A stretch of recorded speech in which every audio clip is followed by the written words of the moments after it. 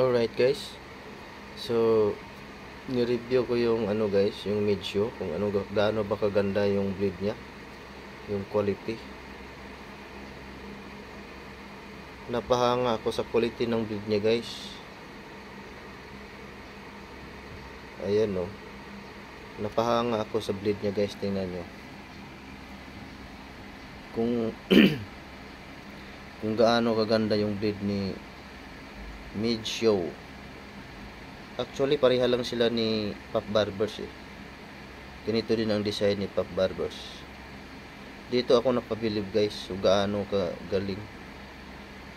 Kung gaano nila nilamangan si wall clippers, no? Ayan no, kita nyo yung blade nya. May mga butas-butas pa dyan. Ibig sabihin na nagayan ng oil yan.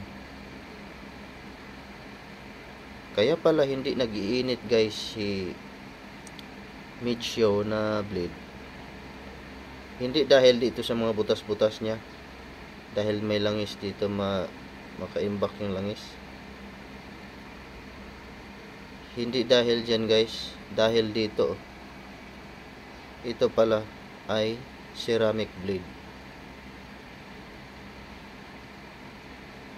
Nagmukha lang siyang bakal, parang plated siya na parang bakal. So pag titingnan mo sa labas, para talaga siyang bakal, no? Ayun, no? Parang may grain pa. Pero ceramic yan guys, kaya pala hindi siya nag-iinit. Pangalawa pa guys, ito ang number 1 talaga na pabilib ako kay Medsho. Nakita nyo itong follower nya, napakasikip guys oh. Kita mo kung gaano ka quality pagkagawa ni Medsho. Ito mayroon pang naka lock dito, no? Ito plastic, naka-lock pa yan. Ito hindi lang yung sa gitna, hindi lang to ang inasahan.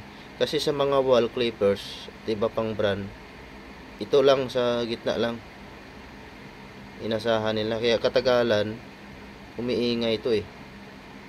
Pero ito,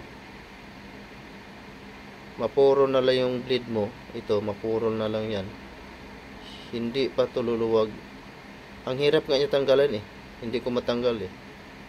Tatanggalin ko sana kasi itry ko doon sa W mark ko, kaso iba pala yung design niya.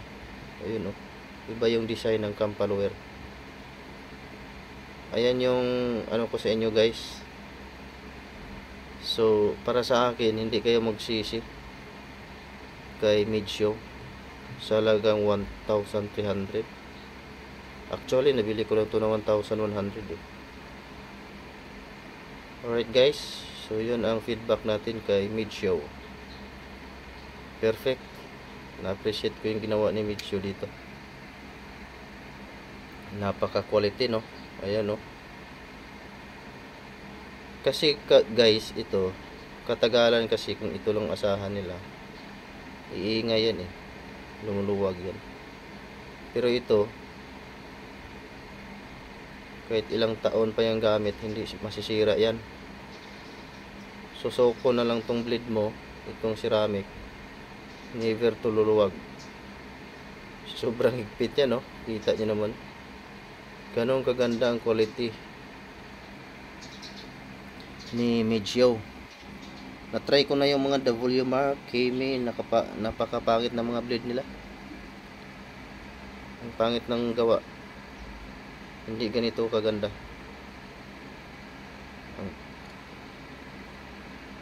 Sana si W mark mag-upgrade na din ng kanilang blade, at saka si Kame. Alright, ito lang yung guys ang aking masasabi dito sa Medsho blade. Actually may nabibili naman ito guys eh. Kung bibili kayo ng blade, ang hindi ko lang alam kung fit sa inyong mga clipper, no? Ayan, hindi ko lang alam kung fit sa clipper nyo yan. Alright.